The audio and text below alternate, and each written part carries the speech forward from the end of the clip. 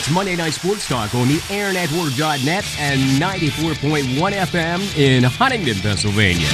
Greg Banks in the studio tonight at the Air Network, along with Jimmy Ty, live from Sealands Grove and from Erie, Pennsylvania, the great northwestern segment of our region and, of course, of our great nation and Pennsylvania. Dave Shannon tonight on the road doing what he does best, trying to get in the last little bit of fishing for the season. Meanwhile, how you make it out, Dave? You having any success?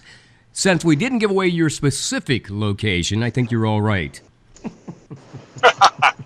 Well, not a bad day today, as we got a dozen, so that was good. And I'm here because by Sunday there is supposed to be a foot of snow on the ground. Yeah, that's what I'm hearing, man. You got it. You know, timing is impeccable, and timing is everything, man. So you're getting it in before the snow flies, and that's good. Meanwhile, Jimmy, you gave us a little astrological treat the other day on Facebook. Beautiful pictures of a full moon, and I had to ask you whether or not you used a telescope, man. You had some great photos there. Good job. Thank you. I was on my way back from dropping Lucy off, and I was talking to a friend of mine, and I looked out the car window, and I told her, I said, oh, my gosh, look at the moon. You got to look at this sucker. And I pulled over down in Perry County, where I was at the time, onto this boat dock area and shot the orange moon on this boat dock in Perry County. So I think they turned out really cool. So yeah, I think you did a good job. And I tell you what, folks, if you've not gotten a chance to see that glorious moon in its full splendor, they tell us another couple of days yet. You may check that out. Hey, meanwhile, here it is heading towards the holiday season, and everything but a holiday, of course, season for Ohio State Buckeyes, despite, of course, winning the Big Ten championship. So let's talk a little bit about that, guys. Let's start with Dave here tonight. Dave, College Football Selection Committee came up with, of course, sort of like a surprise to many people. Alabama will, of course, be in. Ohio State will be out. Let me ask you, did they get it right or did they get it wrong? And why do you think Alabama deserves to be there other than Ohio State? Dave? Well, I think that Alabama does deserve to be there. You get down to one basic factor, that is 2 losses for Ohio State, and one of those losses to Iowa. Yeah. And not to down, Iowa's a pretty good football team, but that's not the kind of loss that you're going to end up taking and being involved in a national championship picture. So from that standpoint, I just got this to say to the Ohio State folks. Oh, man. Hey, Jimmy, they're crying over at Ohio State today, but they're cheering at Penn State. Your thoughts on that Ohio State, of course, win, first of all, in the Big Ten, kind of resounding victory over Wisconsin. But on the other hand, as Dave said, the reason they're out is because they took a resounding drudging at the hands of Iowa. Is that what kept them out this year?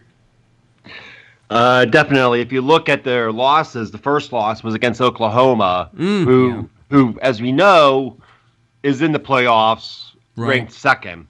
Yeah. That Iowa loss, what did they lose by, like 30 or something like that? Yeah, it was 30. That was the key, because the selection committee looked at that and said, you know what?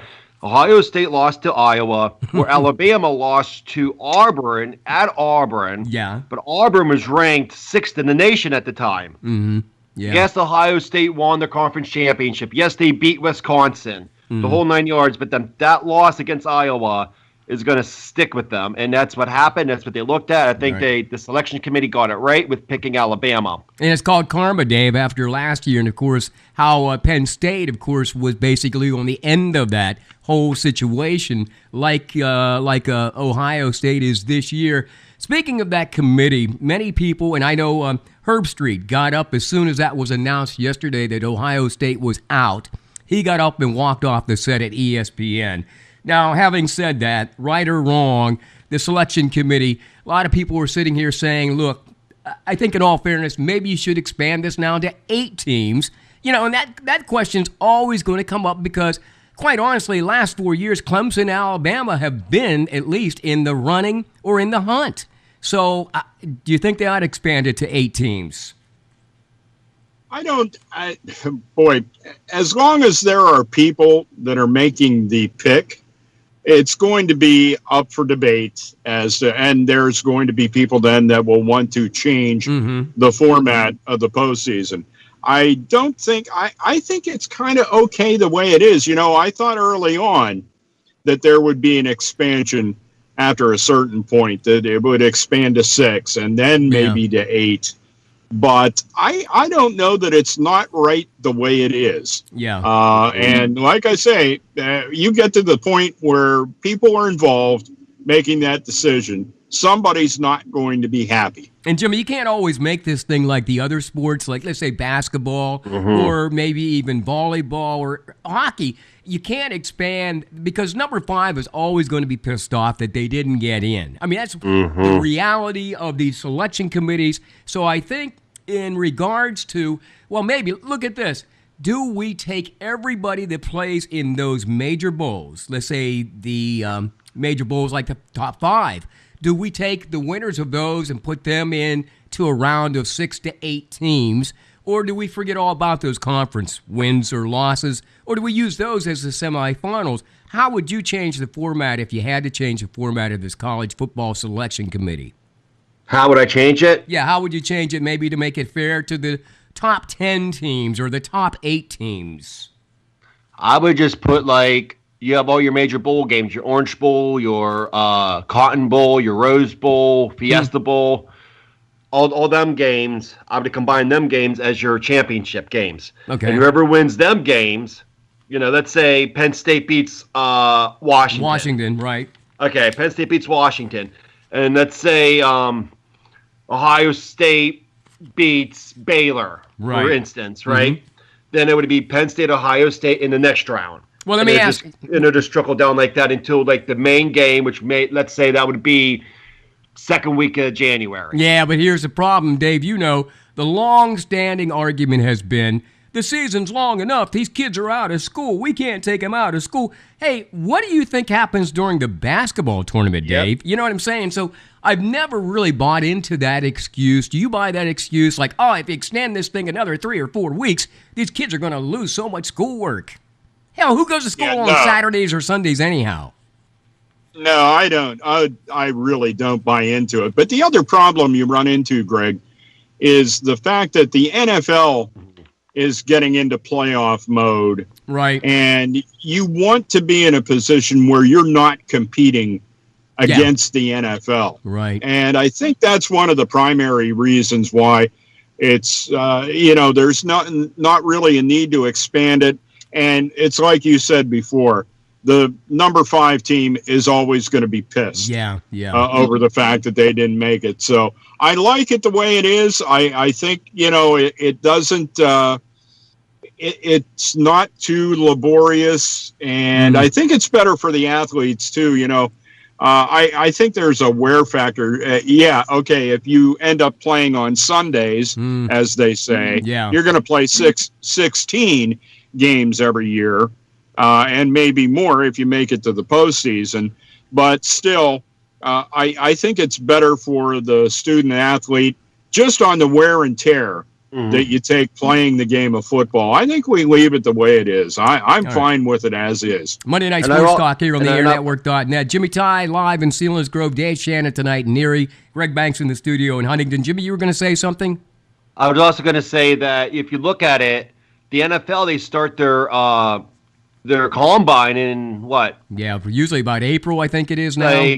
Like around March, let's say. Yeah. March. Or end of February, they start their combine. So if you expand it, one of these players are going to get, when are they going to rest up? Well, here again, they have when are they going to rest up? A lot of these guys make the decision depending on what bowl they go to, whether or not, if they look like they're going to be a high draft pick, whether or not they're going to play anyhow. In some of these bowl games, Barkley has already decided he's going to play in the Fiesta Bowl, regardless if he would get hurt. But the idea there is, again, if he does get hurt, then his draft ratings actually obviously go down. And that's just, I guess, the risk of the game. And that's the risk that you have to take. Now, having said that, Jimmy, I was looking at some other things. Here you have UCF, who, is a very little known team, but they went 12-0 this season. And no, they didn't necessarily play anybody huge or large when it comes to like the betting line. Sometimes I think that the selection committee goes along with that line, like they needed to have Alabama in this playoff this year because it makes it a little bit more, how do I want to put it, more attractive to the bettors. Do you feel like anything has to do with why some of these teams are there and some other teams did not appear this year? Yeah, because of the name. Are you really going to watch Oklahoma versus UCF? Yeah, that's true too. Yeah. Am I right? Yeah. Is America going to tune in? The average American college football fan or whoever it is going to tune in and say, "Oh yeah, I'm going to watch UCF." Most people don't even know where that school is. Right. By the way, it's in Orlando, Florida. Yeah, and I watched them play. Just look at a few years ago. The University of Hawaii. Yeah. Went undefeated. Right, I remember that. They went down to the Sugar Bowl. Mm-hmm. Right? Yep. And they got blown out. Got destroyed. Yeah. Because the University of Hawaii didn't play them top caliber teams. Yeah. Just like UCF didn't play them top caliber teams. They played what? Connecticut. Yeah. Memphis. Yeah. And who they play like over the weekend? I watched them play in their bowl game. Memphis. Memphis. They played Memphis and they went into overtime. And it was kind of an exciting game. But saying that, I think these television rates, they want Alabama, they want an Ohio State or a Wisconsin or a Penn State because they're the bigger name school. They don't want a smaller name school, even though it's a D1 school. Right. As UCF, they don't want that in there. And I noticed ESPN carried that game as opposed to the other larger networks carrying the other conference bowl games, Dave, over the weekend. So let's go further here. Now, if we get into this thing, Clemson now facing Alabama, number 1 and number 4, and then Oklahoma taking on Georgia. Dave, I'd like to get your sort of synopsis or your ideas on those bowl games coming up. Is that on New Year's Day, those games? Yeah. I think it is. Yes. Yeah. Tell me a little bit about Clemson, Alabama. How do you see that game going, Dave? Because that's a rivalry. That's a game that last year Clemson ended up winning, I believe it was. For the championship. So what do you think this year?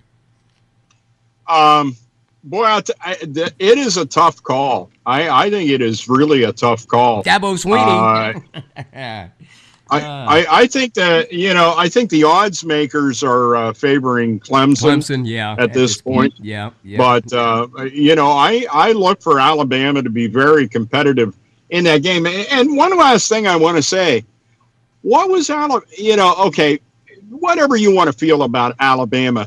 And it's like Alabama's one loss was to a team that played for the conference championship. Exactly. So shut up. Yeah. They lost to a good team. It wasn't like they lost to Pitt. Yeah. Like Penn State did a year ago. Right. And it wasn't, it was not a bad loss. So that being said, and it's a 50-50 split so far between Clemson and Alabama. Yeah.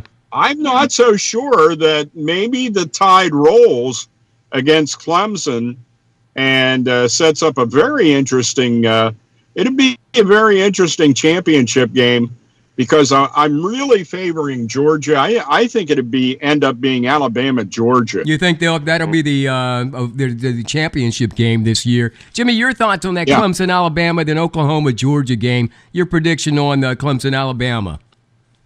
Well, Clemson won that game with a Hunter Renfrow, Deshaun Watson touchdown on the last second of the game. Mm-hmm. Broke every Alabama fan's heart. Alabama had that game, had Clemson circled, saying if we get to face them again, we're going to destroy them because they broke up our perfect season last year. But you got to remember, by the last second. And it was only I think there was only like a 4 or 5 point difference in those games over the last 2 years between these two opponents. Yep. It was never really a blowout by any means at all.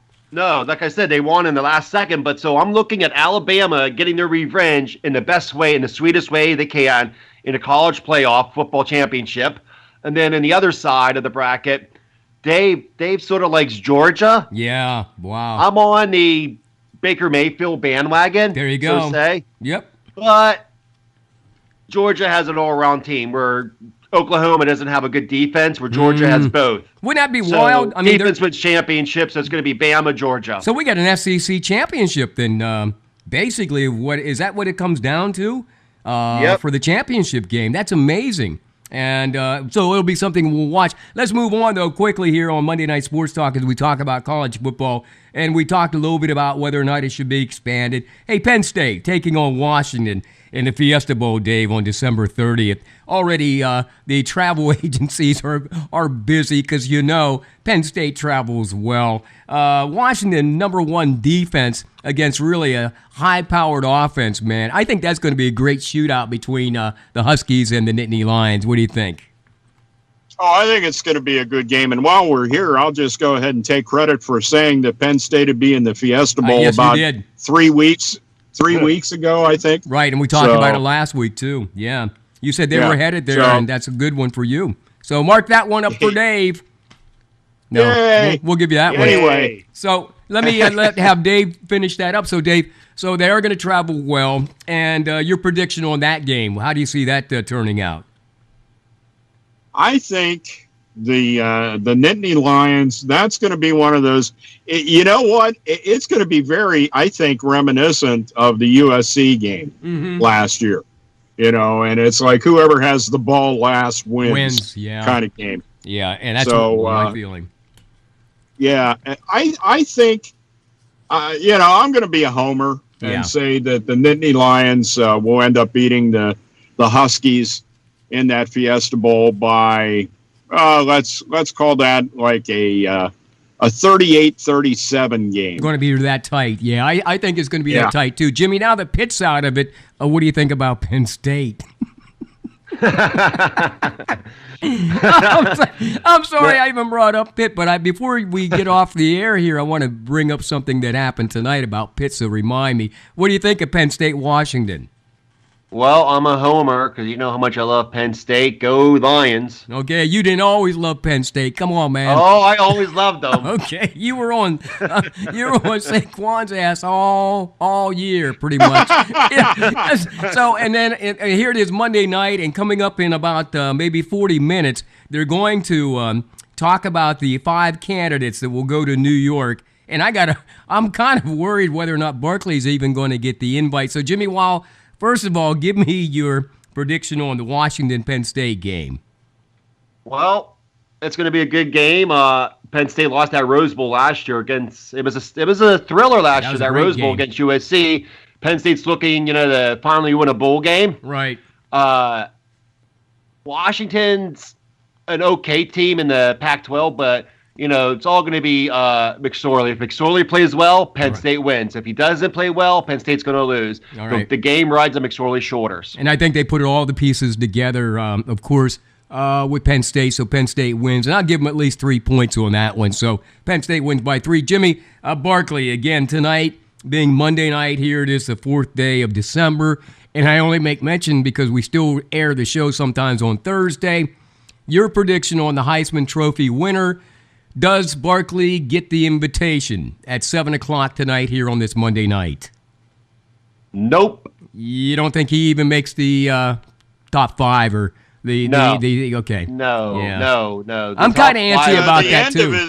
The end of his season, Greg, was just horrible. Yeah. And now I have to tip my cap to Jimmy because he was on the no Barkley Heisman Trophy bandwagon way early on. But I think Barkley would have made it had he consistently had a season throughout. But let's face it now. Well, if you take the last 4 games of the season, that's what really took him out of contention. Right, and then again, McSorley did have the numbers. Of course, he sort of rose to the top.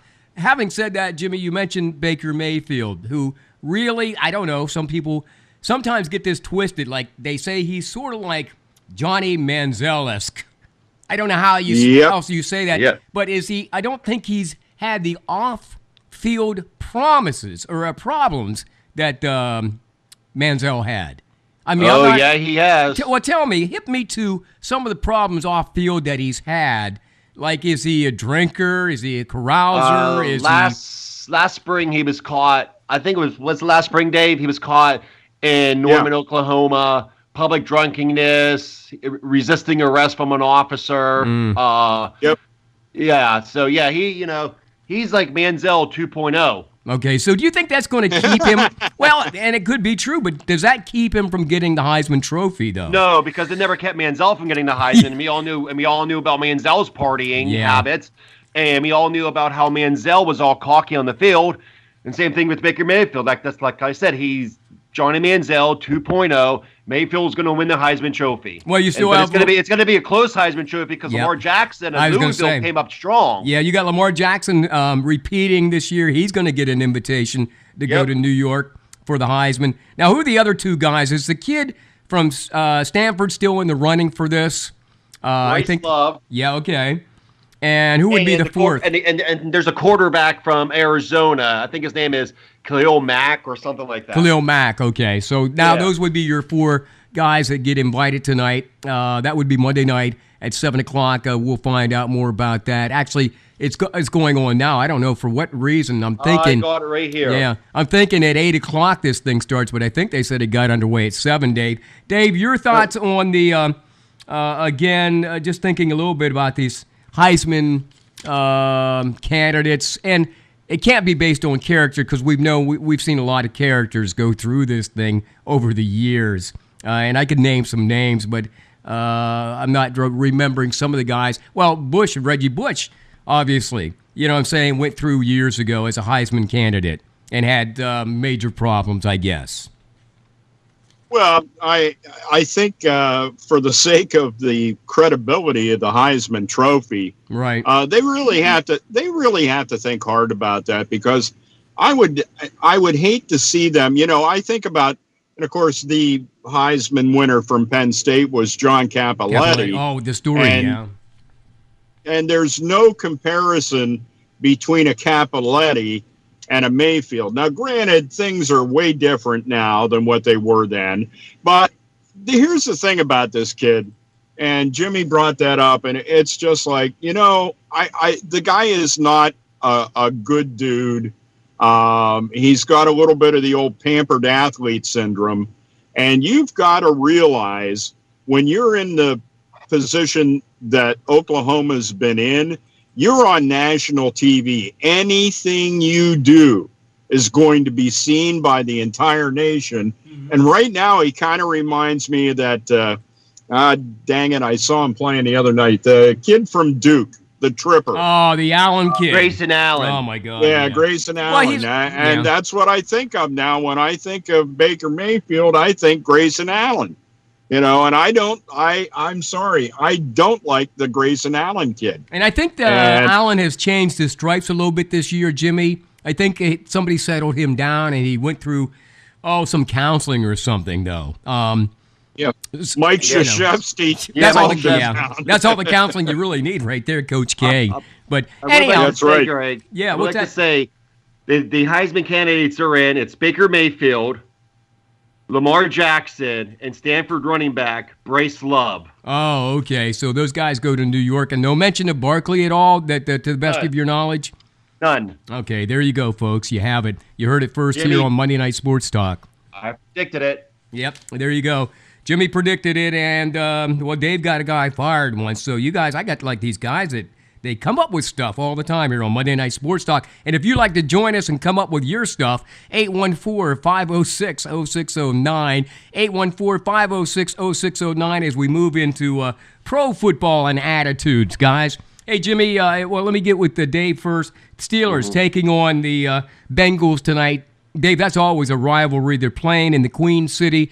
Are taking on, of course, the Bengals. What's the guy's name? Green versus Antonio Brown, if Brown plays. And, hey, by the way, before we even get into this, Jimmy, your boy from Pitt, just announced that he's leaving Pitt and going into the pros. What was the kid's name? Audrey Henderson. There you go. Henderson's leaving Pitt. I just wanted to remind you of that. So he's out of there. But back to Dave. Dave, the Steelers and Bengals tonight. And then Sunday, they got the Ravens. They can't look too far ahead here, Dave, because Bengals are coming at them tonight. Oh, there's no doubt, Greg. The other thing, I talked about this last week. I think this is a tune-up for the New England Patriots. Obviously the Bengals aren't the caliber of team that the Patriots are, but offensively, and there's similarities between Dalton and Brady. Right. And the Steelers proved that in the first go-round in Pittsburgh. And the reason the Steelers won the game was because in the second half they put a lot of pressure on Dalton. So having played that game, it's time to up the ante a little bit and get ready for Brady, which isn't a bad thing either, because you got to get ready for Flacco. Yeah. And he's another guy that does not do well under pressure. Oh, so man. the Steelers need to this is a big test for their defense, I think, more than anything else, to prove that they can manhandle an offensive line well enough to get to the quarterback. Yeah. And Jimmy, and that being said, I'll go ahead and pick the Steelers tonight to win the game. Let's see. Let me think of a final for this. I'm going to say 28-17. 28-17, that'll be Steelers over the Bengals tonight, according to Dave. Jimmy, meanwhile, that rivalry I mentioned about Antonio Brown and A.J. Green, so you get A.B. versus A.J. tonight.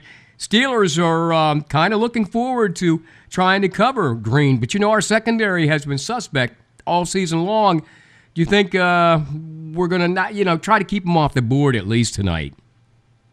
Oh yeah, definitely. You're gonna have their best. Pittsburgh's gonna have their best cover guy, Artie Burns, on him, and look what happened last week against the Packers. Artie got burned. That's true too. No pun intended. Artie Burns got burned, but he did. You're right. No, but the big rivalry isn't AJ versus Antonio. The rivalry is Burfict versus Bell and Burfict versus Antonio, because Burfict's gonna go out there and headhunt. Yeah, that's true. He's going to go out there and headhunt. Look what Burfict did last time they played. He kicked Roosevelt. Nix in the head. And nothing happened to him. So Burfict's going out there not to play football. He's going out there to injure, and he's going to try to injure one of our stars on the Steelers. Yeah, Dave, and I was thinking, when are the Browns going to get rid of Marvin Lewis? Yeah. You mean the Bengals? Well, the Bengals, and it may happen. It may happen this year, Dave. I mean, I think they've only won how many games, Jimmy? I think Bengals have only won 4 games, something like that. But they never won a game in the playoffs. Yeah, and that's where you make your money. Well, they don't you don't make your money in the regular season. You make your money and you keep your job in the playoffs. But it doesn't seem to bother them because, let's face it, Lewis has been there as long as Dalton's been there, and they haven't sniffed a wild card yet, to the best of my knowledge, or they've not made it beyond the wild card at all. So here again, they're in third place in the AFC North, right behind the Ravens. Steelers are 9-2, Ravens are 7-5, Bengals are 5-6. They were on a winning streak of 2 games. That's about it all this season, and tonight we play them. Dave, or did I get Jimmy's prediction on this game tonight, Jimmy? No. Give me a score. I will say Pittsburgh 24, Cincinnati 17. All right, having said that, after tonight, and we don't always want to look ahead, but hell, Dave, the next game is coming up in less than 6 days. So they're taking on, and it seems, isn't it cool that we're playing all these night games? We got like Thursday night games, we got Sunday night games, we got Monday night game, and then we're going back to a Sunday night game against the Ravens on Sunday, Dave. Any idea, even though the Ravens have a record of 7-5, how that game is going to look when it's all said and done coming up on Sunday? And what's your prediction against the Ravens? That game is very worrisome to me.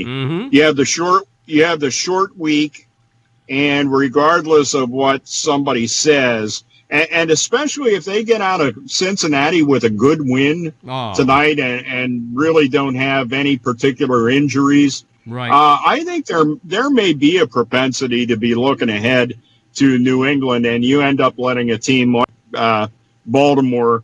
It's like they're rising from the ashes right now, and you just don't want to let that team do that. And Ravens looked good yesterday, man. They looked real good. Yeah, they did. Absolutely. So your take on that upcoming Sunday night game? Of course, Monday Night Sports Talk re-airing throughout the week, so we'll kind of get your ideas on what you see happening in that Ravens game. A score, if you will, Dave. I'm afraid that this is going to be a Ravens win over the Steelers by a margin of, I'm going to call that one at 21-17. Wow, yeah. Yeah, I kind of got that feeling, I'll too. tell you what, if the Ravens defense plays like they did yesterday, Right. it's going to be a tough game. Yeah, I have that feeling, Jimmy. Your take on that Ravens game coming up Sunday, then after this Bengals demolished tonight, of course, in Cincinnati. What do you think on Sunday? You know, Pittsburgh is going to be playing New England right after the Ravens game, and they're going to be looking forward to that game. It's a trap game for Pittsburgh. Ravens, like Dave said, their defense, like you said, their defense is stellar. Against the Dolphins, look, they shut out the Dolphins in Miami on a Thursday night. Right. It's going to be a Ravens win against Pittsburgh easily, and it's not even going to be a close one. Well, I hope those guys aren't listening to us. Don't listen to us. Just go out there and play your best. Play up. Don't play down like Chad talks about. You know your opponent. Yes, Cincinnati's not that great. But listen, they're like the Cleveland Browns. They're out to beat somebody. And we just hope it's not the Steelers, especially not tonight. Monday Night Sports Talk on the airnetwork.net and 94.1 FM. Greg Banks in the studio. Dave Shannon tonight on the road in Erie. And we got Jimmy Ty in Selinsgrove. Jimmy, let me ask you this. Dave mentioned it. We're looking ahead to New England coming up in 2 weeks.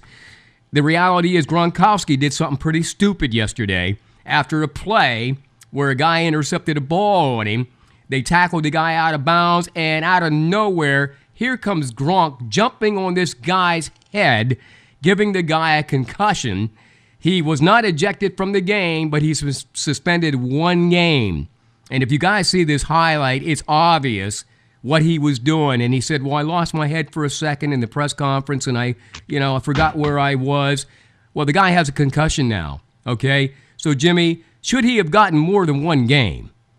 Yeah, he should have got more than 1 game. He should have got it a few games. Well, you don't do that. You know, the Gronk came to WrestleMania this past year. Yeah.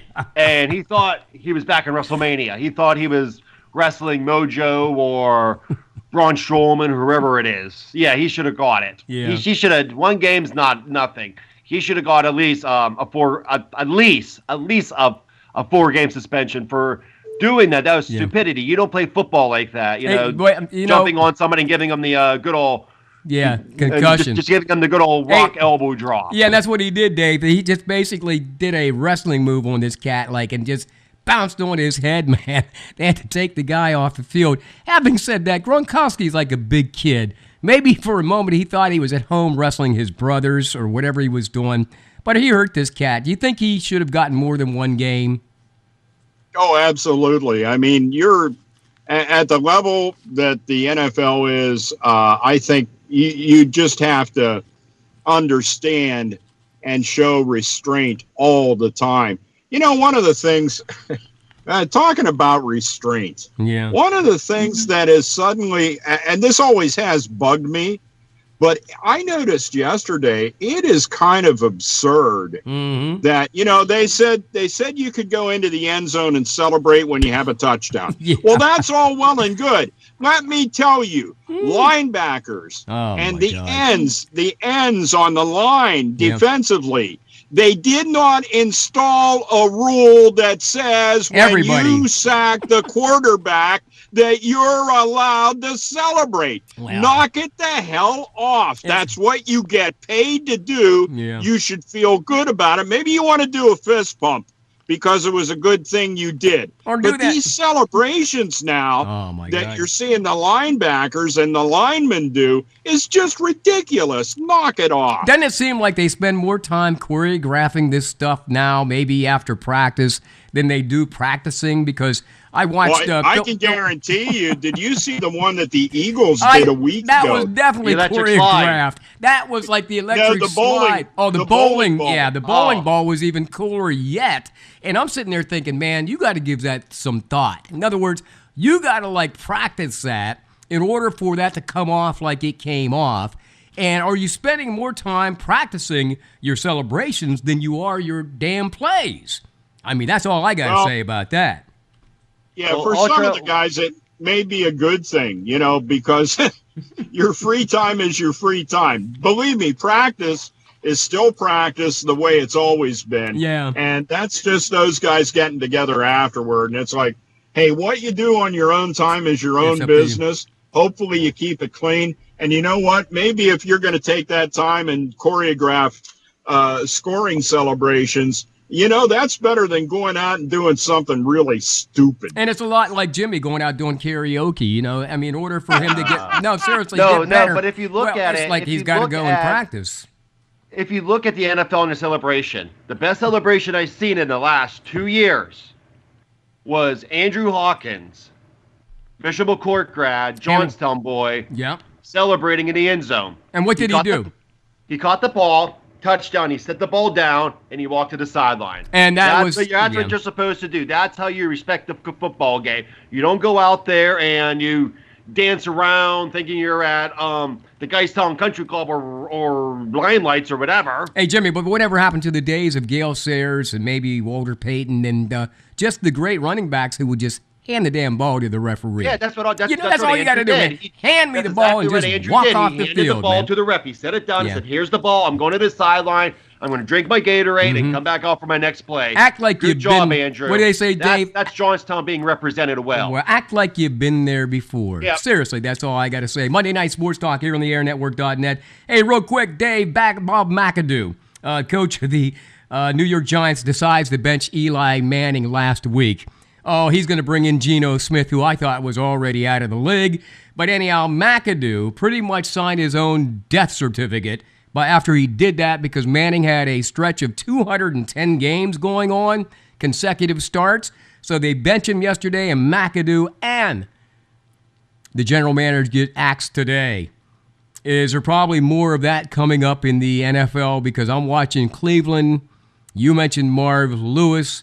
There's other guys probably on their way out after this season, but this is the first time the Mara family actually ever, actually fired somebody in the middle of a season. Well, I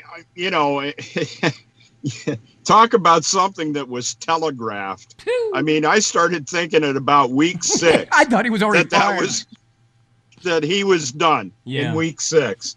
So, none of what went on there surprises me.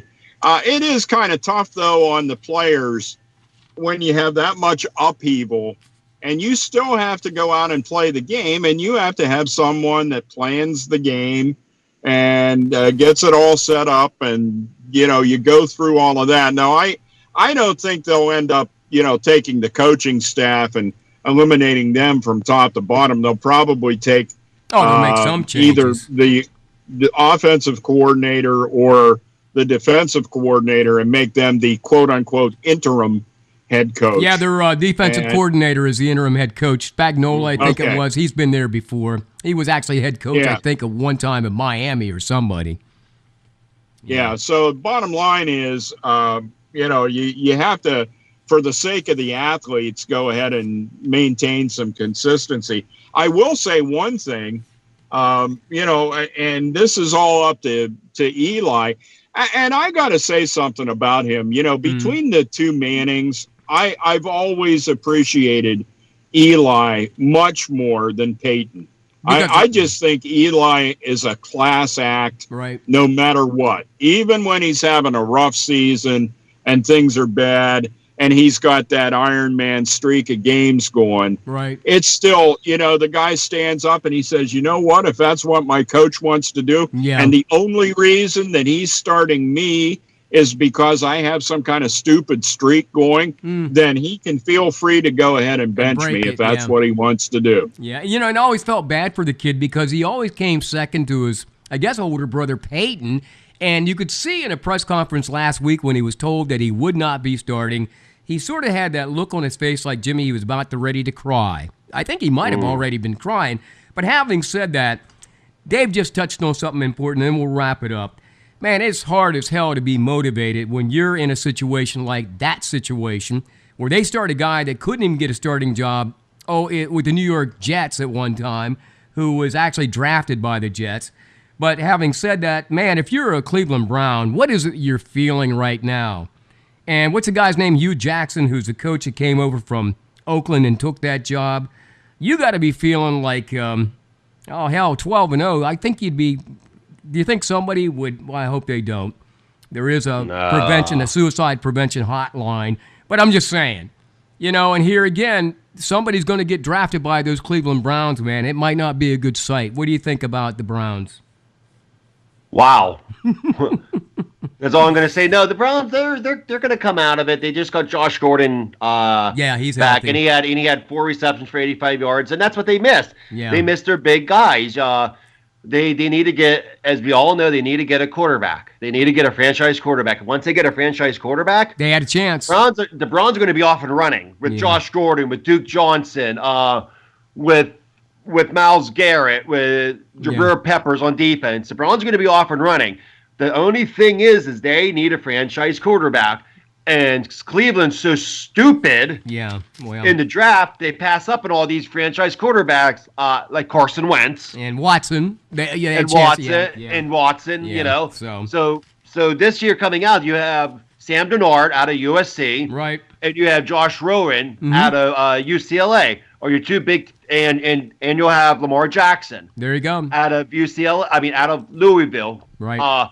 So if Cleveland drafts a franchise quarterback and gets away from Deshaun Kaiser, yes. And they might end up with a half-decent running back if they decide to take Barkley in the draft, too, so who knows. It's Monday Night Sports Talk here on the airnetwork.net. Real quick, in absence of Aaron Rodgers, Jimmy, who's got to be the front runner for the MVP now in the league after 12 weeks, almost 13 weeks? Who do you think now? Does Russell Wilson ring a bell? No, I'm still going to say Carson Wentz right now. Okay. He's still having an outstanding year for the Eagles. But yeah, last night performance wasn't good for him, and it was on a national stage where America really doesn't get to see Carson and the Eagles. Only here in Eastern PA gets to see him. But no, I'm still going to say Carson Wentz is still going to be the MVP. But conversely, Russell Wilson had a great night last night. Yeah. And definitely. Yeah, my God, definitely. So he's got to be one of the front runners. Dave, anybody come to mind in the NFL as a front runner for your MVP this year? And it'd be nice to say that Aaron Rodgers is in the running, but chances are because of his injury, he's not. Although Brady's still out there too, man. We can't dismiss the fact that he could be the MVP. I think I think unfortunately for Tom Brady, he's old news. You think? I don't. Yeah, I just don't see him garnishing. Now, if they go to the Super Bowl and he has an outstanding game and he's the MVP of the Super Bowl, But as far as the MVP of the league, it's like, man, that's yesterday's news. Give me somebody else. And right now, especially after last night's game, because that was the one thing about the Eagles that I had really been impressed with was their defense. And the defense just didn't have an answer for Russell Wilson last night. So, hey, I'm on Russell's bandwagon. Somebody was saying, well, what do you think the excuse is for the Eagles tonight? And one Eagles fan chimed out, jet lag, man. It was the jet lag. They won't have that excuse this week because as Al Michaels mentioned on the game last night, they're staying in on the West Coast for their next game. Okay, so good for them, but you know what? It was jet lag last night, and the defense wasn't up to the game. Hey, Monday Night Sports Talk, we're going to take a break real quick, but we got some NBL, or actually some Major League Baseball information. Penguins and high school, of course, PIAA finals coming up this weekend. All just ahead here on Monday Night Sports Talk. Get ready to give us a buzz. 814-506-0609 is the number. We'll be back in one moment here on Monday Night Sports Talk on the airnetwork.net and 94.1 FM in Huntingdon.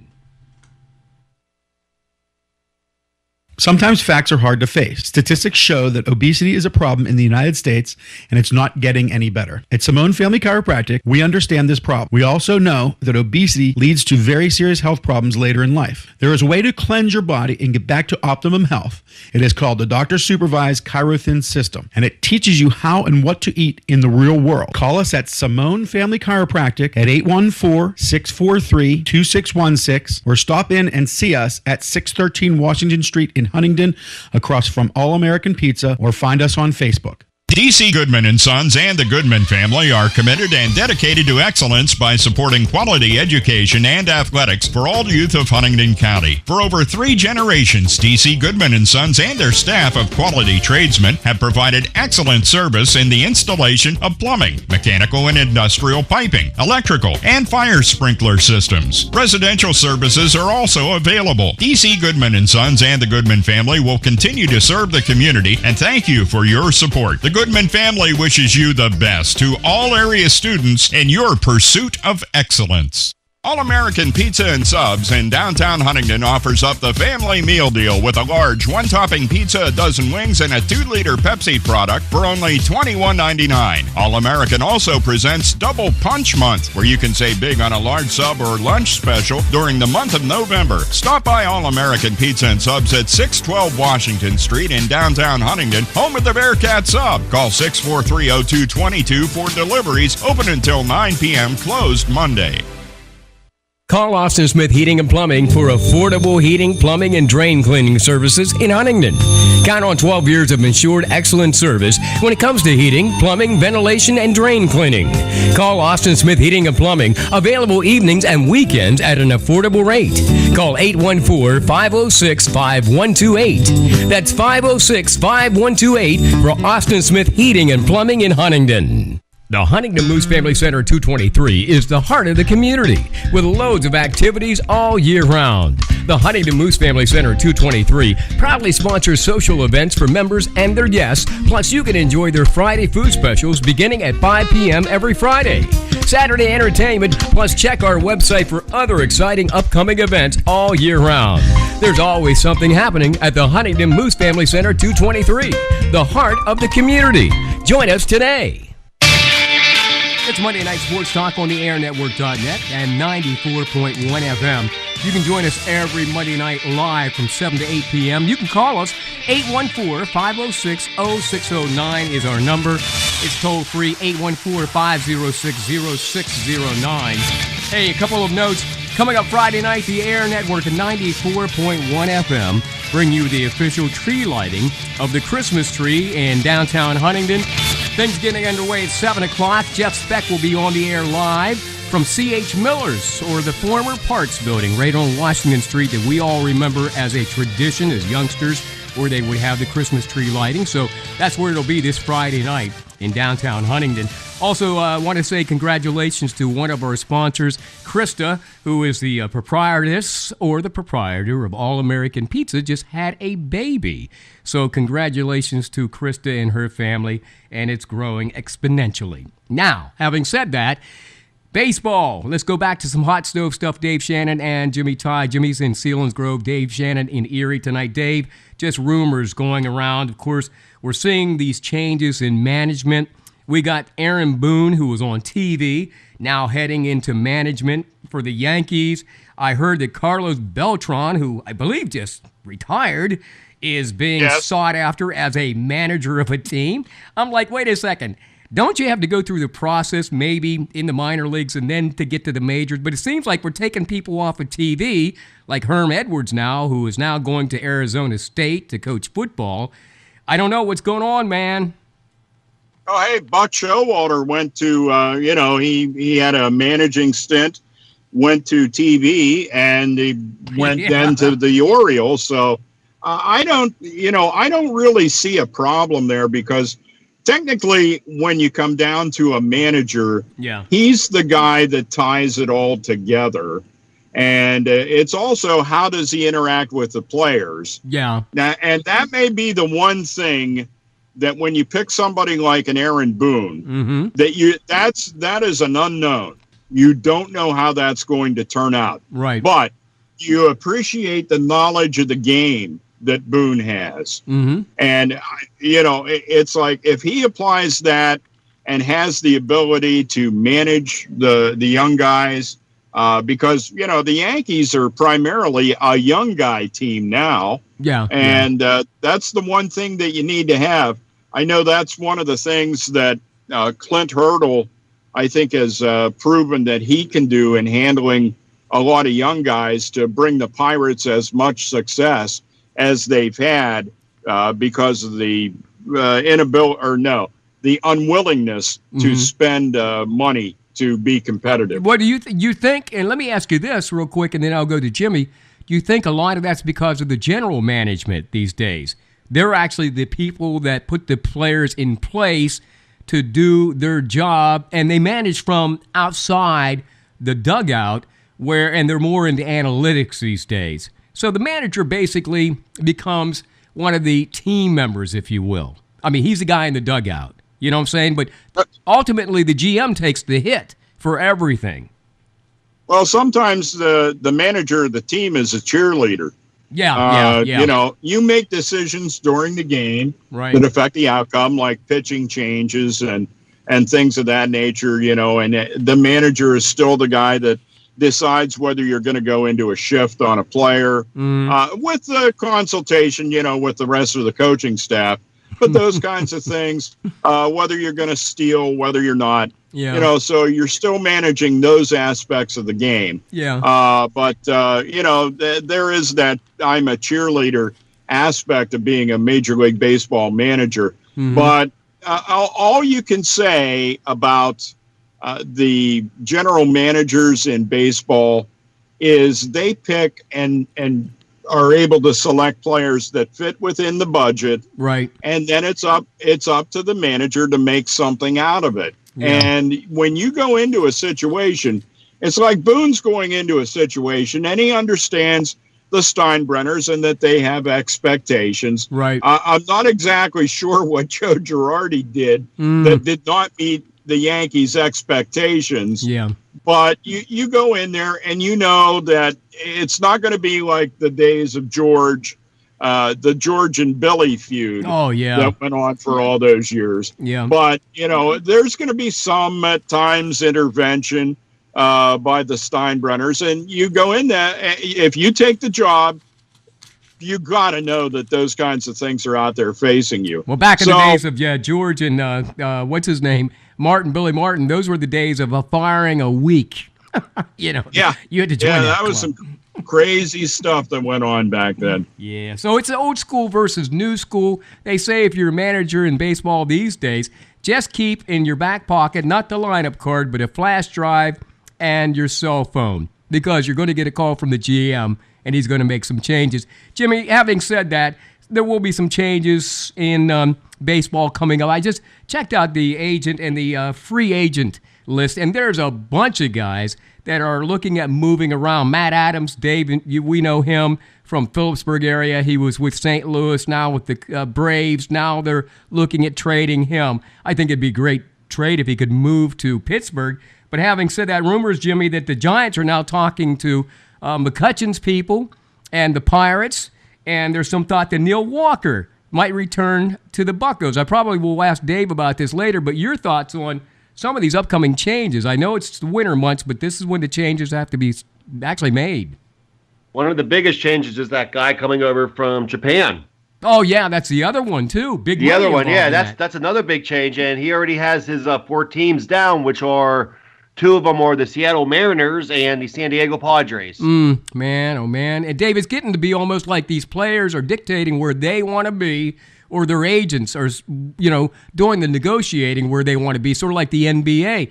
This thing with Kutch has me kind of bothered, but at the same time, Neil Walker coming back to Pittsburgh, could that happen? Well, it could happen, but I don't know that that's necessarily a good move other than the fact that he's the hometown kid. And to be honest with you, when he got started with the Pirates, I thought that's where he'd end his career. And quite frankly, the trade to the Mets surprised the heck out of me. But, you know, he then went from the Mets to the Brewers. And I'm sure the Pirates would much rather see him in a Pirate uniform than a Brewers uniform, for Pete's sake. Oh, man, I saw where there was a Sanchez from the Pirates, I think, traded today as I was going through the list of trade agents and, of course, the trading that is, expected to happen throughout the winter months. Jimmy, you hearing anything on the baseball trade, of course, free agency market these days? Or, like, is there somebody on your wish list that you could probably move over to your favorite team during the winter months? I would like to see Eric Hosmer of the Royals come over to the Pirates. Whoa, okay. And fill that first base spot. Yeah, and I saw some That would pictures. be What do you do? What do you do though, Jimmy, with Josh Bell? Yeah. That is true because he is our first baseman, Mm-hmm. Yeah, I and mean, and the he kid. was yeah. Go ahead. No, and he was second in the year. He was runner up for rookie of the year. But yeah, I would like to see Hosmer come over to the Pirates. Yeah. And Dave, I'd like to see Matt Adams come home. I don't know. I just have this feeling like he'd fit in well with the Pirates because he grew up in this area. That's just my feeling. You know? Yeah, and But he's another from the guy. standpoint of what a prototypical first baseman is, Matt, of course, lost some weight. Yeah, he he did. trimmed down really well. Yeah. And he fits that bill because there are expectations now that the corner positions in a Major League Baseball infield are expected to be power hitters. Yeah. I want to That's see somebody just- with a bat, man.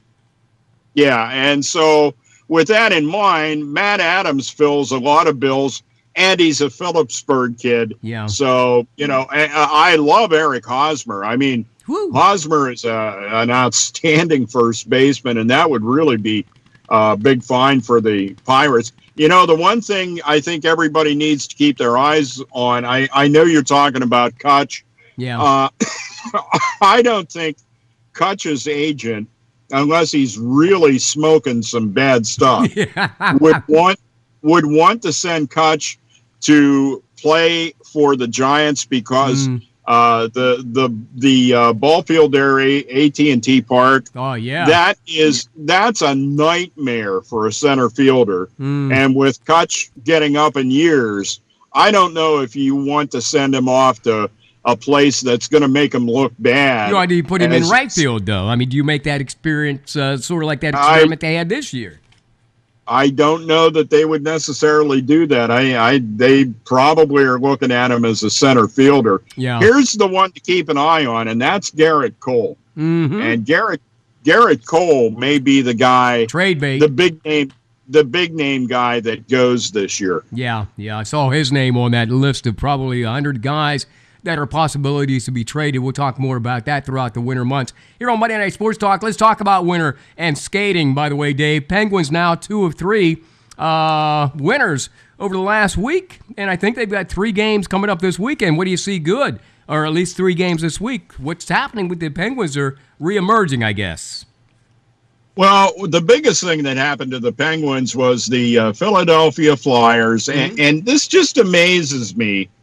And I understand that there's this contentious rivalry between the two teams, but it's like, do any of these guys that are playing for either team understand the roots? And it's like, why do you think you have to carry that mantle on? But the bottom line is they took out Matt Murray. So that's the biggest thing that's happened to the Penguins. And there's talk that he's either out for 4 or it could be as many as 6 weeks after he got slammed into his goal by one of the Flyers.